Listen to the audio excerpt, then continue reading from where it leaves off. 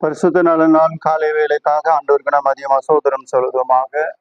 நாம் நிர்மூலமாகாதிருக்கிறது கர்த்தருடைய கிருபையே அவருடைய இறக்கங்களுக்கு முடிவில்லை என்று சொல்லியிருக்கிறபடி கர்த்தருடைய கரணமோடு கூட இருந்து எல்லா விதமான தீமைகளுக்கும் தீமைக்கும் விலக்கி காத்துக்கொண்டு இந்த அருமையான நல்ல நாளிலும் ஆண்டவருடைய பாதத்தில் கடந்து வந்து தெய்வத்தை தொழுது கொள்ள முடியாத பிரிய பாக்கியத்தை அருமை ஆண்டவர் நமக்கும் இரக்கமாய் தந்த மகாபரிய பெரும்புக்காக தேவனுக்கு சோதரம் செலுத்துவமாக.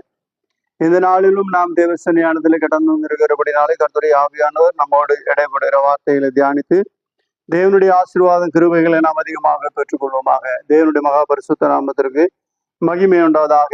நீதிமொழிகளின் புஸ்தகம் 12ஆம் அதிகாரம் 25வது வசனத்தை நாம் வாசிக்கும் பொழுது, நீதிமொழிகளின் புஸ்தகம் 12ஆம் அதிகாரம் 25 மனுஷனுடைய இருதயத்திலுள்ள கவலை அதை ஒடுக்கும், நல் வார்த்தையோ அதை மகிழ்ச்சியாக்கும்.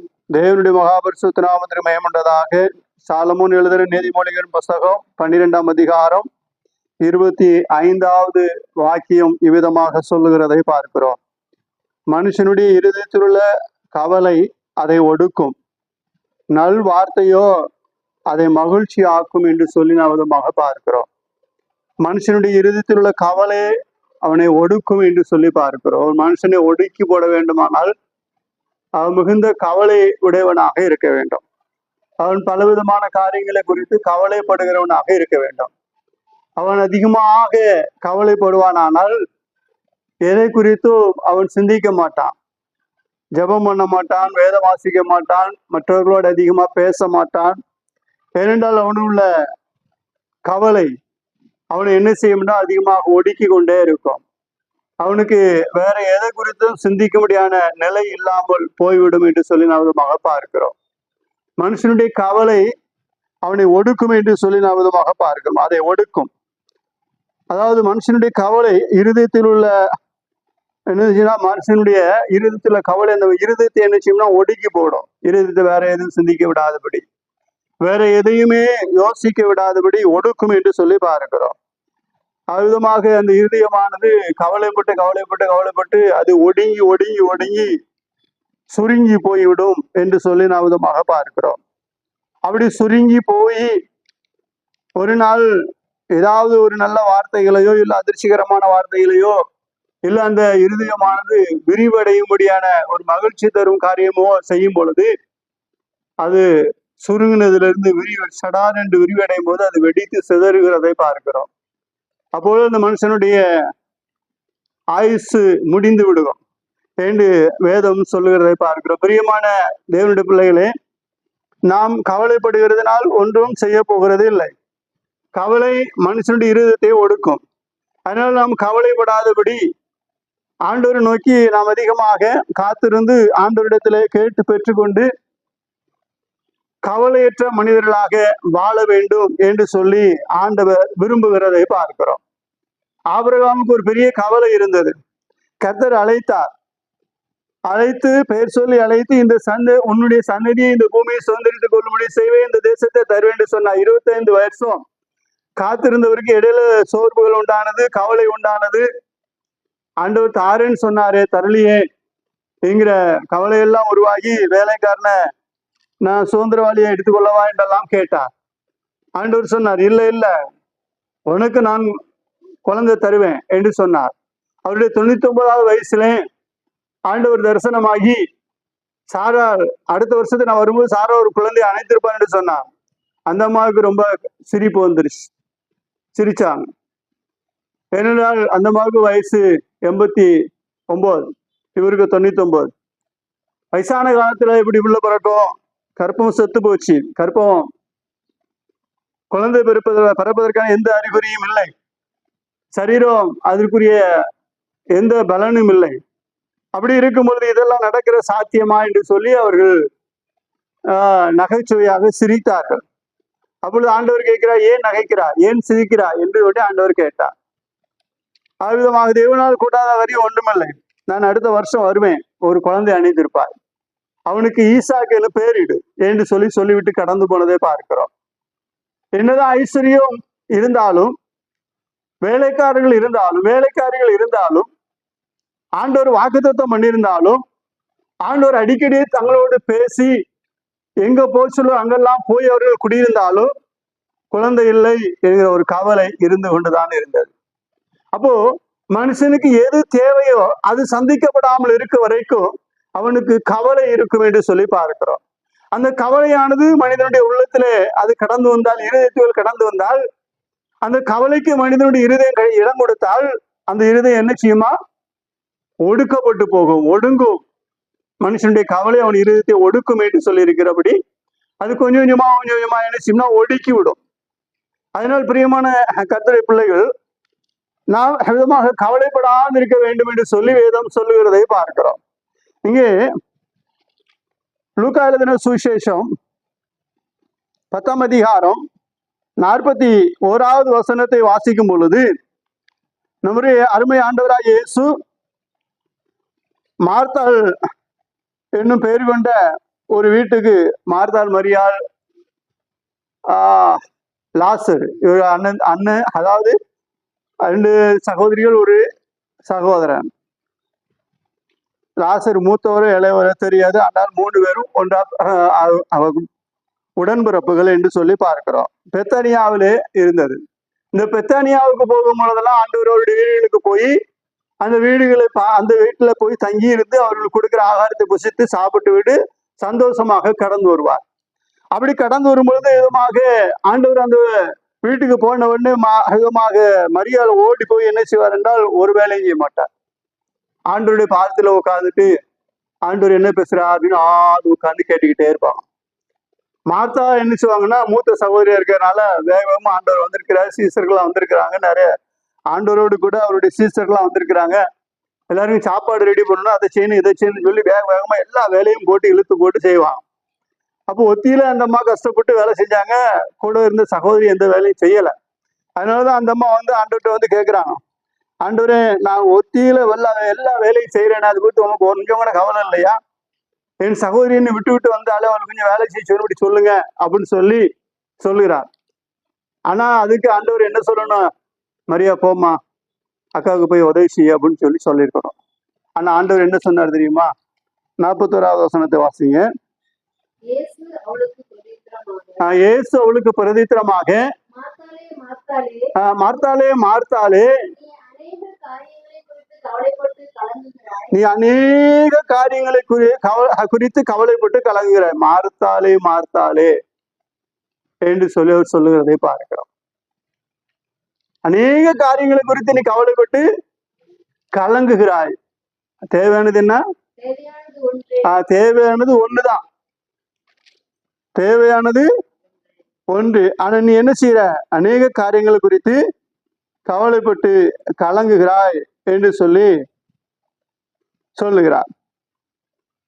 தேவனுடைய மகாபரிசுத்த நாமத்திற்கு மகிமை உண்டதாக. இன்னைக்கு நிறைய பேருக்கு என்ன செய்யணும்? அநேக காரியங்களை குறித்து கவலை. அது செய்யலையே, இது நடக்கலையே, அதை பார்க்கணுமே, இதை பார்க்கணுமே, அங்க போகணுமே, அங்க போகணுமே, எதிர்காலத்துல என்னென்ன காரியங்கள் நடக்குமே, இதெல்லாம் செய்யணுமே, நம்முடைய வாழ்க்கை விதமாக முடங்கி போச்சு, நம்முடைய வாழ்க்கை இப்படி இருக்குது, இந்த இடத்துல என்ன செய்ய போறோம், எங்க போறோம், எது செய்ய போறோம்னு சொல்லி கவலை. அப்படிப்பட்ட கவலை நமக்கு வேண்டாம் என்று சொல்லி ஆண்டவர் சொல்லுகிறார். தேவையானது ஒன்று. மரியாள் தன்னை விட்டு விடுபடாத நல்ல பங்கை தெரிந்து கொண்டார் என்று சொல்லி இருக்கிறபடி நாம் தேவனுடைய பாதத்தில் அமர்ந்து தேவனுடைய வாயின் வார்த்தைகளை கேட்டு ஆண்டவர் சொல்லுகிறபடி நாம் ஜீவிக்கிறவர்களாக இருக்க வேண்டும். நமக்கு அதிகமான தேவைகள் நிறைய இருக்கும் பொழுதெல்லாம் நம்ம என்ன செய்ய வேண்டும்? ஆண்டவருடைய பாதத்தில் அமர்ந்திருக்க வேண்டும். நம்ம வீட்டுல அதிகமான பிரச்சனைகள் இருக்கும், ஆண்டவருடைய பாதத்தில் அமர்ந்திருக்க வேண்டும். நம்முடைய வீட்டுல பல விதமான துன்பங்கள், துயரங்கள், பல காரியங்கள் வரலாம்.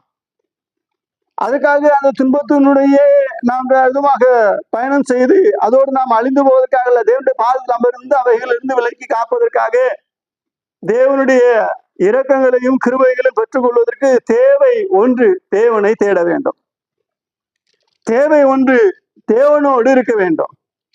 தேவை ஒன்று, இந்த உலகத்துல என்ன சம்பவம் நடந்தாலும் இறைவனை ஒருபோதும் மறந்துவிடக் கூடாது. இறைவனுடைய சன்னிதானத்திலே அமர்ந்து என் ஆத்துமா கர்த்தருக்குள் மகிழ்கிறது என்று சொல்லியிருக்கிறபடி நம்முடைய ஆத்துமா எப்பொழுதும் ஆண்டவருடைய வார்த்தைக்குள் தியானித்து மகிழ்ந்து கொண்டே இருக்க வேண்டும். நம்ம ஒரு வார்த்தையை குறித்து அதிகமா தியானிப்போமானால், அந்த பேசுவோமானால், நினைப்போமானால், நாம் தூங்கினாலும் நான் நித்திரை செய்தேன் ஆத்மா விழித்துக் கொண்டது என்று சொல்லி இருக்கிறபடி, நாம் தூங்கினாலும் ஆண்டுடைய அந்த வார்த்தையை நம்முடைய ஆத்மா தியானித்துக் கொண்டே இருக்கும். தேவனுடைய மகாபரிசுத்த நாமத்திற்கு மகிமையுண்டதாக. இப்ப நான் கடந்த வாரத்துல ஒரு நாள் ஆண்டுடைய வார்த்தை குறித்து தியானித்து ஜெபித்து விட்டு வீட்டுக்கு போனேன். போயிட்டு அதுமாக ராக்காலங்களை கொஞ்சம் தூங்குனானா சரியா தூக்கமே வரல. அதனுடைய தூக்கம் வரலையே அப்படின்ட்டு கொஞ்சம் தூங்கணும், கொஞ்சம் தூக்கமே வரலையே அப்படின்னு சொல்லிட்டு இதா இருந்தாலும் என்னுடைய ஆத்துமா என்ன செஞ்சுன்னா உள்ள இருந்து அது ஒரு பாட்டு பாடிக்கிட்டே இருந்துச்சு. உங்க கிருபை எனக்கு போதும், உங்க கிருபை எனக்கு போதும், கிருபையே கிருபையே என்கிற பாட்டு கிருபையை குறித்து பாடிக்கிட்டே இருந்துச்சு. எழுந்திரிச்சு கொஞ்ச நேரம் அங்கேயும் புரண்டு படுத்த முடியல. உட்காந்து ஜெபம் பண்ணிட்டு அந்த ஆத்மாவோடு சேர்ந்து நானும் உட்காந்து ஆண்டவரை துதித்து ஆத்மாவை ஆவியில தேவனை மகிமைப்படுத்திக் கொண்டே இருந்தேன். அது ஒரு 2 நாளைக்கு அந்த வார்த்தைகள் கூட இருந்து ஆட்டி தேட்டி கொண்டே இருந்தது. அப்போ ஆண்டோடைய கிருபை நம்மோடு கூட இருந்தா போதும். நமக்கு இந்த உலகத்துல எத்தனையோ தேவைகள் இருக்கிறது. ஆகாரம் வேணும், ஆடை வேணும், பிள்ளைகளுக்கு அது வேணும், அதை செய்யணும், இதை செய்யணும், வீடு வாங்கணும், வாசல் வாங்கணும், எல்லாம் தேவைதான். ஆனாலும் நம்முடைய இறைவன் நம்மோடு இருப்பதை நாம் மறந்து விடாமல் எப்பொழுதும் ஆண்டவருக்குள் மகிழ்ந்து கழிவுற வேண்டும். அதெல்லாம் தேவை, இவையெல்லாம் தேவை என்று உங்கள் பரமபிதா அறிந்திருக்கிறார். இவை எல்லாம் தேவை என்று பரமபிதா அறிந்திருக்கிறார். ஆனாலும் தேவையானது என்ன தெரியுமா? மத்தேயு எழுதின சுவிசேஷம் 6ஆம் அதிகாரம் 33வது வசனத்திலே வாசிக்கும் பொழுது இவை எல்லாம் தேவைதான், ஆனால் தேவையானது ஒன்று, முதலாவது தேவை ஒன்று, அதை நீங்கள் தேட வேண்டும் என்று சொல்லி ஆண்டவர் சொல்லுகிறார். வாசிங்க.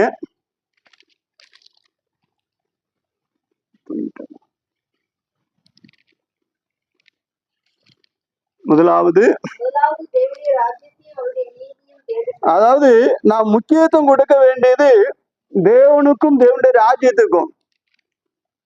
வேற காரியங்களை குறித்து கவலைப்படுறதுனால நமக்கு ஒன்றும் ஆக போறதில்ல. கவலை அதிகமா படுறதுனால நமக்கு தான் நஷ்டம். சரீரம் சோர்ந்து போகும், ஆத்மா இருதயம் ஒடுங்கி போகும், அதனால சரீரம் பலவீனப்பட்டு போகும் என்று சொல்லி நாம் விதமாக பார்க்கிறோம். எப்பேற்பட்ட பெரிய பலசாலியா இருந்தாலும் இருதயம் ஒடுங்கி போகுமானால் அவன் பலசாலி பலன் குன்றி போகிறவனாக இருக்கிறான். பிரியமான கர்த்தருடைய பிள்ளைகளை, நாம் கர்த்தருடைய சன்னிதானத்துல கடந்து வந்திருக்கிறோம். மார்த்தால் அநேக காரியங்கள் குறித்து கவலைப்பட்டு அதை செய்வா, இதை செய்வா, அதை சாதிக்க. ஆனால் ஆண்டவர் சொல்லுகிறார், அநேக காரியங்களுக்கு குறித்து கவலைப்பட்டு இந்த உலகத்துல நமக்கு எல்லாம் நிறைய தேவைகள் நிறைய இருக்குது. ஆனால் அதெல்லாம் குறித்து என்ன செய்யக்கூடாதா? கவலைப்படாம இருக்க வேண்டும். அப்படின்னு என்ன செய்யணுமா? ஆண்டோடைய பாதத்தில் அமர்ந்திருக்க வேண்டும் என்று வேதம் சொல்லுகிறது. பிலிப்பியரின் புஸ்தகம் விதமாக ஆண்டோடைய வார்த்தை சொல்லுகிறது. 4ஆம் அதிகாரம் 6வது வசனத்தை வாசிங்க. பிலிப்பியர் 4:6. நீங்கள் ஒன்றுக்கும் கவலைப்படாமல்,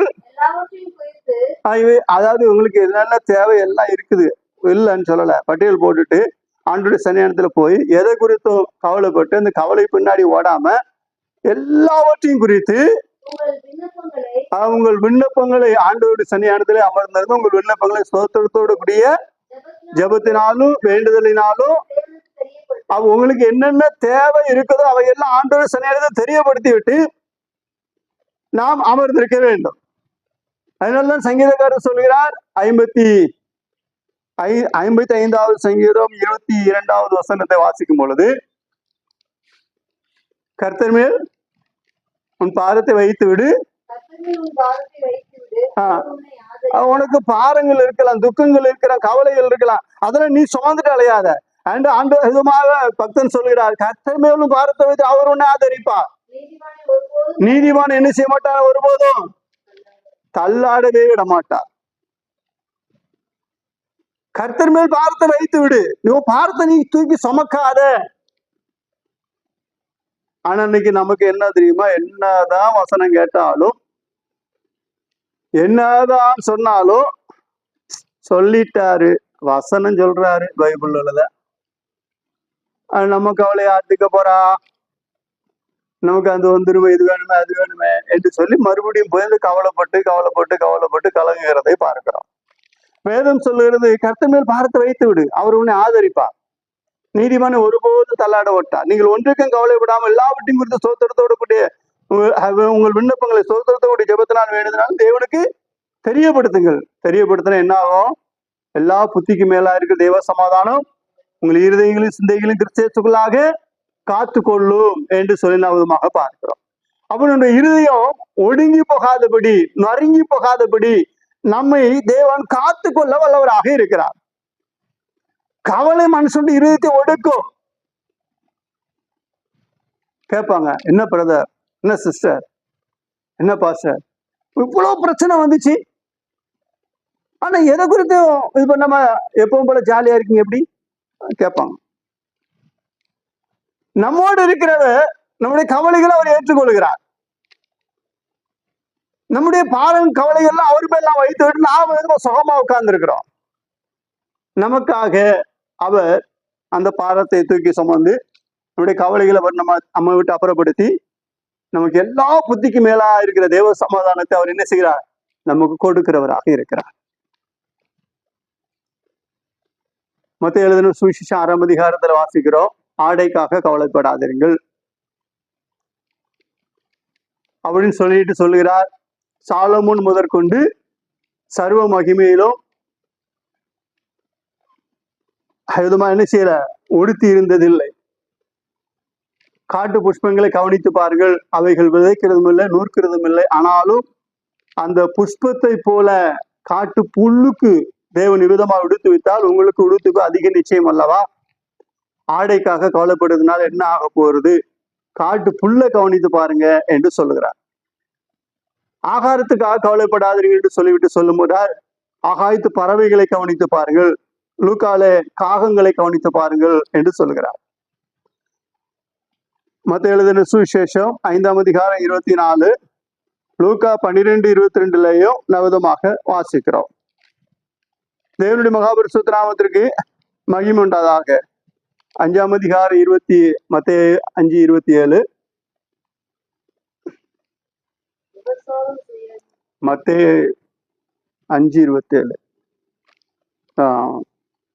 6:27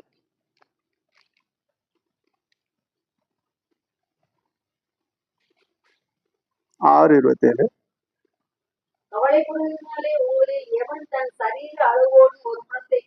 நான் ரொம்ப குள்ளமா இருக்கிறேன், வளர்ச்சி அடையல அப்படிங்கிறதுனால ஒரு முளத்தை என்ன செய்ய முடியாது, கூட்டவும் முடியாது. நான் ரொம்ப வளர்ந்துட்டேன் அப்படிங்கிறதுனால கவலைப்படுறதுனால நம்ம கவலைப்பட்டா என்ன செய்யாது, ஒரு முளம் குறைக்க முடியாது.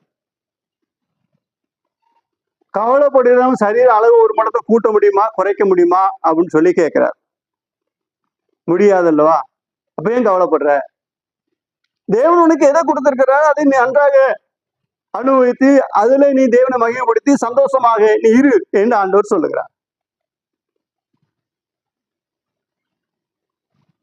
இல்லைங்க, நான் ரொம்ப வளர்ந்துட்டேன், எனக்கு எல்லாரும் நெடுமாறன்னு சொல்றாங்க, பனைமுறைன்னு சொல்றாங்க, தென்னமுறைன்னு சொல்றாங்க, ஒட்டடகுச்சின்னு சொல்றாங்க, இன்னும் எப்படிலாம் பேசுறாங்க, கொஞ்சம் நான் கட்டையாகணும் அப்படின்னு நினைச்சா முடியாது.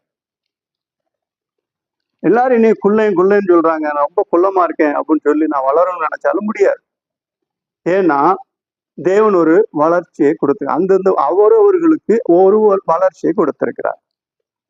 யாருக்கு எதை கொடுத்திருக்கிறாரோ அதுல அவர்கள் இருக்க வேண்டும். அப்போ அதனால கவலைப்படுகிறதுனால ஒன்றும் ஆக போறதில்லை என்று சொல்லி பார்க்கிறோம். தேவனுடைய மகாபரிசுத்த நாமத்திற்கு மகிமை உண்டதாக. ஆகாரத்துக்காக கவலைப்பட வேண்டிய அவசியம் இல்லை. இப்ப ஆகாயத்து பறவைகளை கவனித்து பாருங்கள் என்று சொல்லி ஆண்டவர் சொல்லுகிறார்.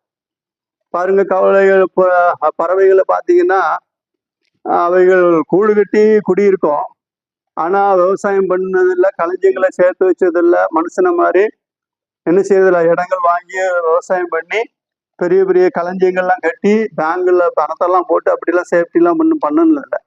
அது என்ன பண்ணுதுன்னா, அது ஆதி காலம் முதல் இந்நாள் வரைக்கும் இனி வர காலங்கள்ல அது அதான் செய்ய போகுது. அது என்ன செய்யும்? காலையில எந்திரிக்கும். காலையில எந்திரிச்சு அன்னைக்கு ஃபுல்லா அது பாட்டில் பறக்கும். போற எல்லா இடங்களிலும் அதுக்குரிய ஆகாரத்தை ஆண்டவர் கொடுத்துச்சு, அங்கங்க வச்சிருப்பார்.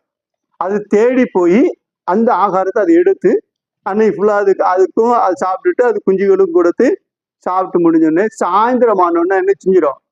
போய் இலைப்பாரி நல்லா தூங்கும். ஆகாரத்தை குறித்து அது கவலைப்படுகிறதே இல்லை. எவ்வளவோ விதவிதமான பறவைகள் இருக்குது பாக்குறோம். ஒவ்வொரு பறவைகளும் ஒவ்வொரு ஆகாரத்தை புசிக்கும். அந்த பறவைகளுக்கெல்லாம் ஆகாரத்தை பூமியில அங்காக கர்த்தர் வச்சிருக்கிறார்.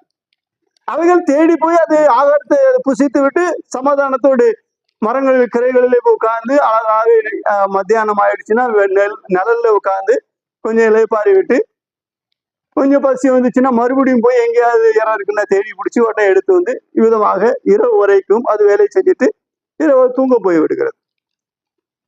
அடுத்த நாளுக்காக கவலைப்படுறது இல்லை. அடுத்த நாள் அதே மாதிரி கிடைக்கும். இன்னைக்கு போனோமே நிறைய பூச்சியெல்லாம் பிடிச்சி சாப்பிட்டோமே, இன்னைக்கு போனோமே நிறைய தானியங்களை சாப்பிட்டோமே, இன்னைக்கு போனோமே நிறைய அந்த இதெல்லாம் தின்னுட்டோமே, காலியாகி போச்சே, சரி நாளைக்கு போனா என்ன பண்றது அப்படிங்கிற கவலைலாம் அதுக்கு என்ன செய்யல, கொஞ்சம் கூட இல்லை. நாளை பார்த்துக்கல, நாளைக்கு போனா நாளைக்கு கிடைக்கும். தேவனுடைய மகாபரிசுத்த நாமத்துக்கு மேம்பட்டதாக வனாந்திரத்திலே இஸ்ரவேல் ஜனங்கள் நடந்து வந்தார். கர்த்தர் சொன்னார், நாளை தினத்துக்காக நீ கவலைப்பட வேண்டாம், நாளை தினத்துக்காக என்ன செய்ய வேண்டாம், மன்னாவே சேகரிக்காத, அந்தந்த நாளுக்குரிய மண்ணை உனக்கு பொழிந்தொருள போடும் என்று சொன்னார். சிலர் என்ன செய்யணும், முத நாள்ல மண்ணா விழுந்த உடனே எல்லாருக்கும் ஐயோ நாளைக்கு விழாம போச்சுன்னா என்ன பண்றது? ஆண்டவர் சொன்னாரு, தெளிவா சொன்னாரு, இன்னைக்கு இருக்குது இன்னைக்கு சாப்பிட்டுரு, நாளைக்கு உனக்கு தருவேன்னு சொன்னார். ஆனா கேட்காம என்ன பண்ணிட்டாங்கன்னா, நல்லா ருசியா இருக்குது நாளைக்கும் வச்சுக்கலாம்னு சொல்லிட்டு வச்சாங்க. நாளைக்கு மறுநாள் காலைல பார்த்தப்ப என்ன ஆச்சு, பூச்சி பிடிச்சி புழு வச்சு நாத்தம் எடுத்துருச்சு. அதுல இருந்து அவங்க என்ன செய்யறதுல அந்தந்த நாளுக்குரிய ஆகாரத்தை காலையில அது மண்ணா பொழிந்து கிடக்க அதை எடுத்து சேகரித்து வைத்து சாப்பிட்டார்கள். அப்போ வேதத்துல ஆண்டவராய் இயேசு பரமண்டலுக்கு எங்க ஜெபத்தை சொல்லும் பொழுது அன்றென்றுள்ள ஆகாரத்தை இன்று எங்களுக்கு தாரும் என்று சொல்லி அந்த ஜெபத்திலே கேட்கிறதை பார்க்கிறோம். அன்றென்றுள்ள ஆகாரம் இன்று எங்களுக்கு தாரும். ஆகாரத்தை குறித்து கவலைப்பட வேண்டிய அவசியம் இல்லை. அவங்க எல்லாம் எப்படி சாப்பிடுறாங்க? கடையில ஆர்டர் பண்ணி வாங்கி சாப்பிடுறாங்க, பர்கர் சாப்பிடுறாங்க, பீஸா சாப்பிடுறாங்க, அந்த சிக்கன் அந்த அந்த இதுன்னு என்னமோ வாயில வராத பேரெல்லாம் வாங்கி சாப்பிடுறாங்களே, அவங்க எப்படி சாப்பிடுறாங்க, நமக்கு கிடைக்கலையே. அதை குறித்து கவலைப்படாத. உனக்கு கூழ் கிடைச்சுன்னா சந்தோஷமா குடி, அது உன்னுடைய சரீரத்துக்கு நல்ல திரகாத்திரமாக இருக்கும். அதை சாப்பிடுறேன் இதை சாப்பிடுறேன்னு சொல்லிட்டு வியாதியை இழுத்து வச்சிடக்கூடாது. ஆகாரத்து மேல் கவலை படுகிறது இல்லை, ஆடையின் மேல் கவலைப்பட வேண்டிய அவசியம் இல்லை. வீடு வாசல் வேணும், அது வேணும், இது வேணும், அதெல்லாம் நமக்கு தேவை, தருவார். ஆனால் நாம் தேட வேண்டியது, செய்ய வேண்டியது முதலாவது ராஜ்யத்தோட நீதியும் தேட வேண்டும். முதலாவது தேவனுக்கு முக்கியத்துவம் கொடுக்க வேண்டும். எல்லாவற்றிலும் தேவனுக்கு முக்கியத்துவம் கொடுக்க வேண்டும். தேவனுக்கு மகிமை ஏறெடுத்து விட்டுதான் மற்ற காரியங்கள் நாம் செய்ய வேண்டும். ஒரு ஆகாரம் புசிக்கதா இருந்தாலும் அந்த ஆகாரத்தை கொடுத்ததுக்காக நன்றி ஆண்டவர், நான் முதல்ல ஆண்டவருக்கு நன்றி சொல்லணும். தண்ணீர் கொடுத்தா தண்ணீருக்காக நன்றி ஆண்டவர் சொல்லணும். ஒரு சின்ன மிட்டாய் கொடுத்தா ஆண்டவரே இந்த மிட்டாய் கொடுத்ததுக்காக நன்றின்னு சொல்லி சாப்பிடணும். எல்லாவற்றிலும் ஆண்டவருக்கு முக்கியத்துவம் கொடுக்க வேண்டும். இன்னைக்கு நிறைய பேருக்கு நிறைய விதமான கவலைகள் இருக்கிறதை பார்க்கிறோம். அந்த கவலைகள் எல்லாம் தூக்கி தூரப்பட வேண்டும் என்று சொல்லி ஆண்டவர் சொல்லுகிறார். லூக்கா 12:22 வாசிங்க.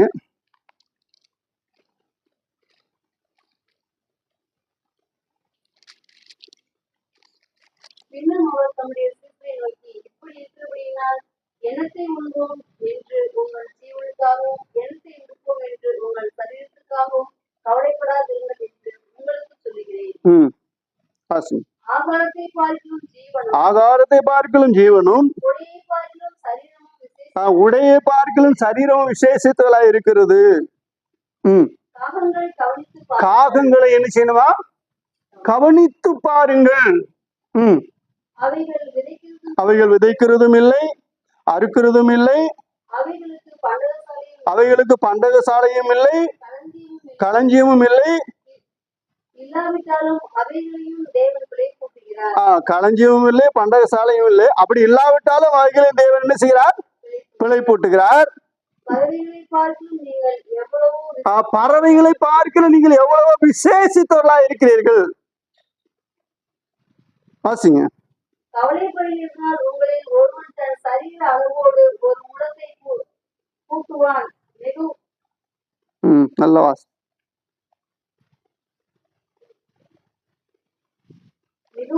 கவலைப்படுகிறதினால் உங்களில் எவன் தன் சரீர அளவோடு ஒரு முழத்தை கூட்டுவான்? கவலைப்படுகிறதுனாலே எவன் எவன் யாரா இருந்தாலும் ஒரு முழத்தை கூட்டுவான். கூட்ட முடியாதுல்ல, குறைக்க முடியாதுல்ல. ஒரு முடி வெளுத்து போச்சு, ஐயோ முடியெல்லாம் நரைச்சி போச்சேன்னு சொல்லிட்டு கையை அடிச்சுக்கலாம். ஆனா மறுபடியும் என்ன செய்யும்? முளைச்சு வர முடி வெள்ளையெல்லாம் இருக்கும். அப்ப அதை கூட என்ன செய்ய முடியாது, ஒரு முடியை கூட நம்மளால என்ன செய்ய முடியாது, அதனுடைய இயற்கை கலருக்கு மாற்ற முடியாது. அப்போ ஒண்ணுமே நம்மளால செய்ய முடியாது. அப்ப செய்ய முடியாததுக்காக ஏன் கவலைப்படணும்?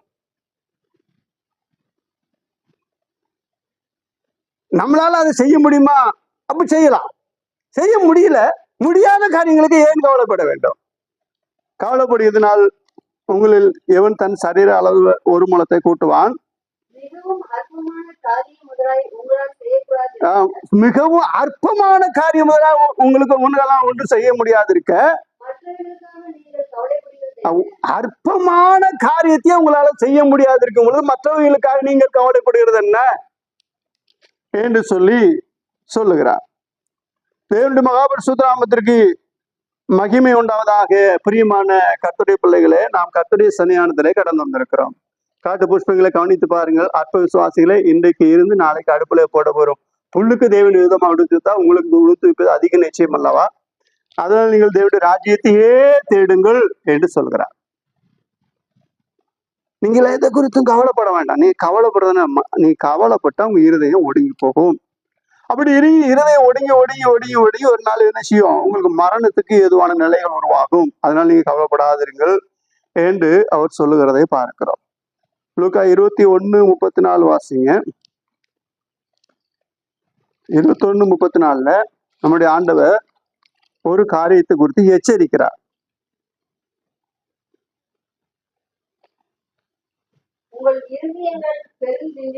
உங்கள் இருதயங்கள் பெருந்திண்டியினாலும் வெறியினாலும் லௌகிக கவலையினாலும் பாரம் அடையாதபடிக்கு நீங்கள் நினையாத நேரத்தில்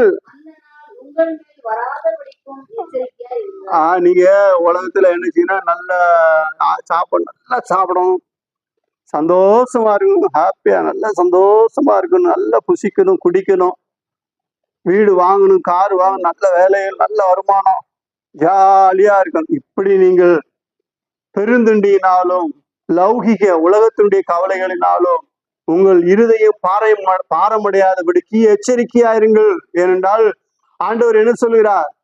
நீங்கள் நினையாத நேரத்திலே அவர் வருவார், அவர் வருவேன் என்று வாக்கு கொடுத்திருக்கிறார். அதனால்தான் மார்க்கு எழுதின சுவிசேஷம் 13ஆம் அதிகாரத்திலே நம்முடைய ஆண்டவருடைய வார்த்தை விதமாக சொல்லப்படுகிறதை பார்க்கிறோம். 36வது வசனத்தை வாசிங்க. மார்க்கு 35 வாசிங்க. 13, 35, 36. அப்படியே நீங்களும் விழித்திருங்கள். ஏனெனில் வீட்டுஜமான் சாயங்காலத்திலோ நடுராத்திரியிலோ சேவலுக்கும் நேரத்திலோ காலையிலோ எப்பொழுது வருவார் என்று நீங்கள் அறிவீர்கள். நீங்கள் நினையாத வேளையிலே அவர் வந்து உங்களை தூங்குறவர்களாக கண்டுபிடியாதபடிக்கு விழித்திருங்கள். நான் உங்களுக்கு சொல்லுகிறதை எல்லோருக்கும் சொல்லுகிறேன், விழித்திருங்கள் என்று ஆண்டவர் ஒரு எச்சரிப்பு கொடுக்கிறார். நீங்க இந்த உலகத்தினுடைய கவலைகளினாலும் லௌகிக கவலையினாலும் பெருந்தண்ணி நல்லா சாப்பிடும், பெருந்தண்ணியினாலும் உங்கள் இருதயம் பாரமடையாதபடிக்கு எச்சரிக்கையா இருங்கள். ஏனென்றால் ஆண்டவராய் இயேசு வருகிற நாள் மிகவும் சமீபமா இருக்கிறது. உங்களுடைய ஆத்மா விழித்திருக்க வேண்டும். நீ மிகுந்த தெளிவுள்ளவர்களாக ஆத்மா விழிப்போடு ஆண்டோரே வாரும் என்று சொல்லி ஆண்டோரை வருகைக்கு எதிர்கொண்டு காத்திருக்க வேண்டும். உலகத்துடைய காரியங்களையே நோக்கி பார்த்து கொண்டு இருக்க கூடாது. உலகத்துடைய காரியங்களை கவனித்து கொண்டிருப்பவனா அந்த கவலையை நம்ம என்ன செய்யணும், மேல பார்க்க விடாதபடி தடுத்து போடும். கோழி பாருங்க, எப்பவும் கீழே தான் கிண்டிக்கிட்டே இருக்கும், மேல பார்க்காது. எப்பவும் பார்க்கணும்னா ஏதாவது அபாயமான காரியங்கள் வரும்போது மேல பார்க்கும், இல்லைன்னா தண்ணி குடிக்கும் போது மேல பார்க்கும். ஆனா பருந்து எப்பவும் அது என்ன செய்யும், மேல உன்னதமான இடத்துக்கு அது பறந்து போகிறது தான் பார்க்கும். அதனாலதான் கொலோசியர்ல 3ஆம் அதிகாரத்துல எல்லாம் போய் என்ன சொல்லி இருக்கு, நீங்கள் கிறிஸ்துடனே கூட எழுந்து விட்டால் பூமியில் உள்ள எல்லாம் மேலானவைகளே தேடுங்கள் என்று சொல்கிறார்.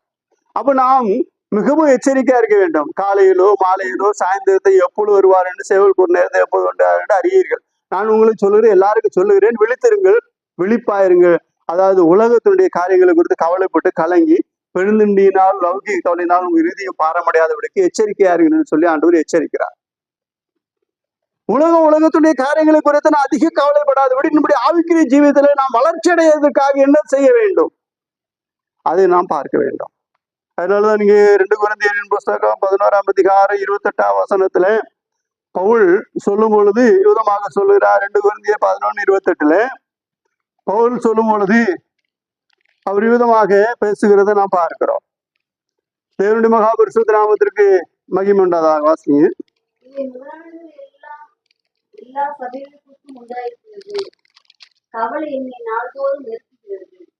அவர் என்ன சொல்லுகிறார் என்றால்,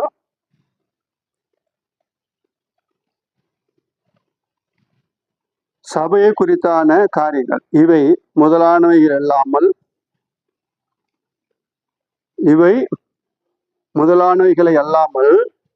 எல்லா சபைகள் குறித்து உண்டாயிருக்கிற கவலை என்னை நாள்தோறும் இருக்கிறது.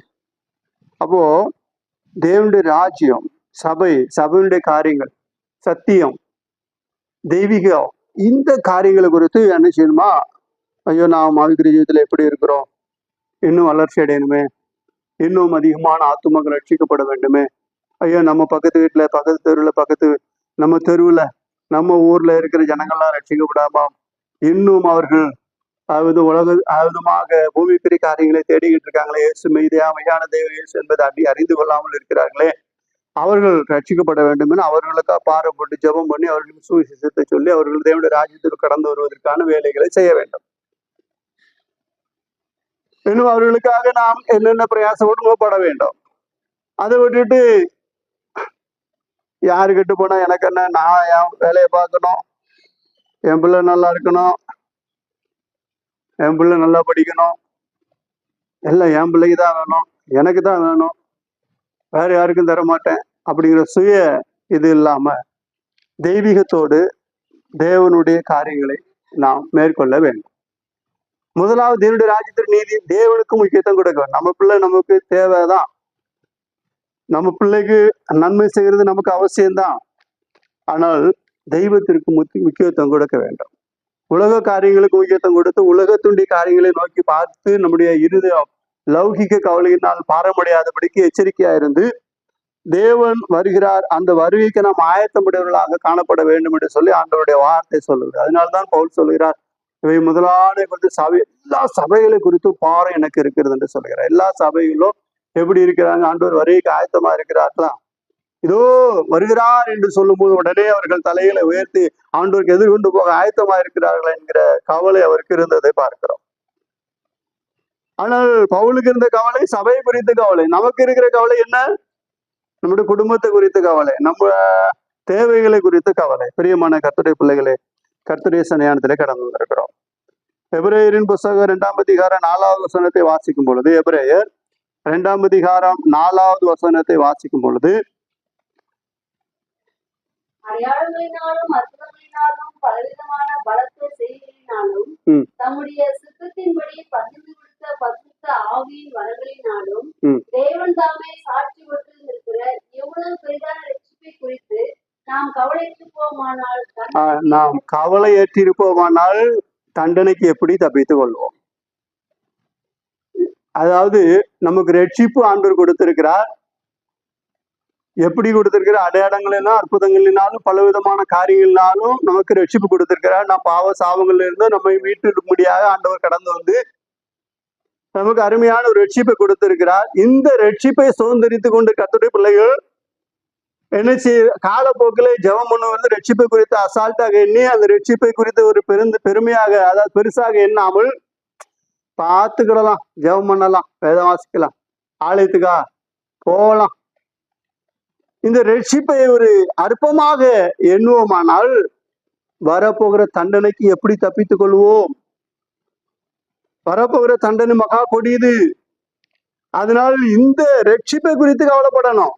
எதை குறித்து கவலைப்படணும்? ரட்சிப்பை குறித்து, தெய்வீகத்தை குறித்து, சபை குறித்த காரியங்கள் கவலைப்பட்டு தெய்வ ஆண்டோரை தேடுகிறது. ஆனா அதை விட்டு உலகத்த காரியங்களை குறித்து லௌகிக பெருந்தண்டையினாலும் பலவிதமான காரியங்களால் கவலை விடுவோமானால் நம்முடைய ஆத்துமா தேவனுடைய காரியங்களை சுதந்திரித்துக் கொள்ள முடியாது என்று சொல்லி பார்க்கிறோம். கவலை எதற்கு பட வேண்டுமோ அதற்கு பட வேண்டும், எல்லாவற்றுக்கும் கவலைப்பட வேண்டும். அதே நேரத்துல குடும்பத்துல பல விதமான பிரச்சனை நடக்கும், அதை குறித்து நினைத்து கவலைப்பட வேண்டிய அவசியம் இல்லை. நம்ம போற இடங்கள்ல, வேலை ஸ்தலங்கள்ல, பார்க்கிற இடங்கள்ல, நண்பர் மத்தியில பல பிரச்சனைகள் நடக்கலாம், அதை குறித்து கவலைப்பட வேண்டிய அவசியம் இல்லை.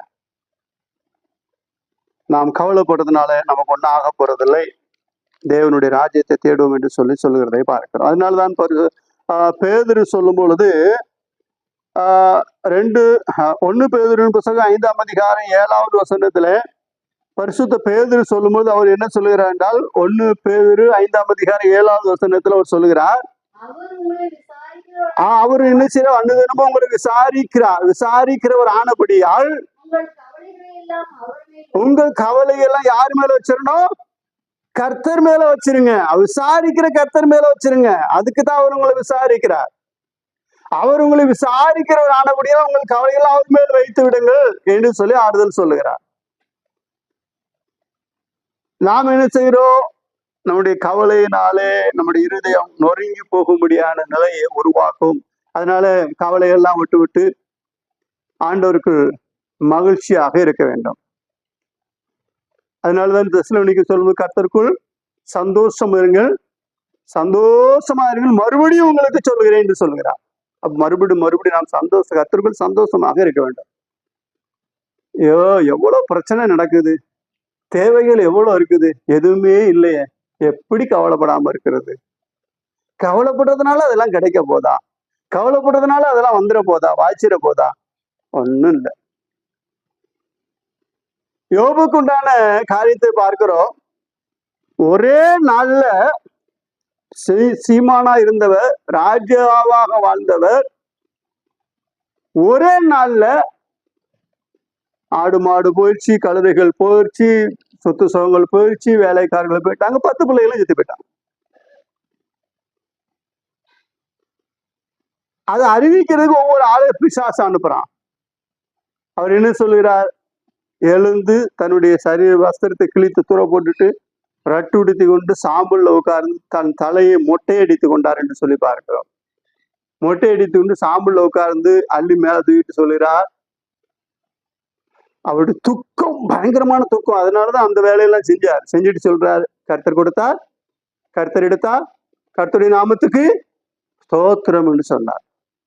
சரி, இதுல உட்கார்ந்து அவர் கவலைப்படுறதுனால 10 பிள்ளை செத்து போன 10 பிள்ளை திரும்ப வர போறது இல்லை. கவலைப்படுறதுனால சபையை ஓட்டி கொண்டு போன 3000 ஆடுகளும் கழுதைகளும் திரும்ப வர போறது இல்லை. கொள்ளைக்காரர்கள் கொள்ளையடிச்சுட்டு போனாங்க, அது திரும்ப வர போறது இல்லை. வானத்திலிருந்து அக்கினி விழுந்து எருதுகளையும் கொவேறு கழுதைகளையும் பட்சித்து போட்டுருச்சு, அது திரும்ப வர போறது இல்லை. வேலைக்காரர்கள் செத்து போனாங்க, திரும்ப வர போறது இல்லை. செத்து போன 10 பிள்ளைகளும் என்ன செய்ய போறது இல்லை, திரும்ப வர போறது இல்லை. சரி, அப்படியே கவலைப்பட்டுக்கிட்டே இருப்பார். ஆனா அவருக்கு என்ன ஆகும்? ஒன்னும் ஆக போறது இல்லை. அதனாலதான் சொன்னார், கர்த்தர் கொடுத்தார், கர்த்தர் எடுத்தார், கர்த்தர் நாமத்துக்கு ஸ்தோத்திரம் பண்ணார். இப்ப ஒரு சரீரத்துல வியாதி உண்டாயிடுச்சு. மனைவி சொல்றா, இன்னுமாயே உத்தமத்துல உறுதியா இருக்கு, செத்து போகும்னு சொல்றார். அந்தம்மா சொல்றான், அந்தம்மாவை பார்த்து சொல்றாரு, பைத்தியக்காரி பேசுற மாதிரி பேசுறிய, ஆண்டோட்டு எவ்வளவு நன்மை பெற்று கொண்டோம் நம்ம. ஆண்டவர் நமக்கு நன்மை தரும்போது எவ்வளோ ஜாலியா இருந்தோம், எவ்வளோ மகிழ்ச்சியா இருந்தோம், நன்மை பெற்றோம். நல்லா இருந்தோம். ஆண்டவர் ஏதோ தீமையை அனுமதிச்சிருக்கிறாரு, அதையும் பெற்றுக்கொள்ளுமே. எவ்வளவு ஒரு பெரிய பெருந்தன்மையான எண்ணம். அது குறித்து அவர் கவலைப்படல. அவர் சொல்லுகிறார், இந்த சரீரத்தை தோல் முதலானவர்கள் அழுகி போனாலும் என் மாம்சத்திலிருந்து என் தேவனை பார்ப்பேன். அந்நிய கண்கள் அல்ல, என் கண்களே அவரை காணும். இந்த வாஞ்சியான் உள்ளிருந்து எனக்குள் சோர்ந்து போகிறது. என் தேவனை பார்ப்பேன் என்று சொன்னார். அவர் கடைசி எனக்கு பூமியில் நிற்பார், அவரை நான் பார்ப்பேன் என்று சொன்னார். 42ஆம் அதிகாரத்தில் வாசிக்கிறோம். அவர் சொல்லுகிறார், என் கண்கள் அவரை கண்டது என்று சொல்லுகிறார்.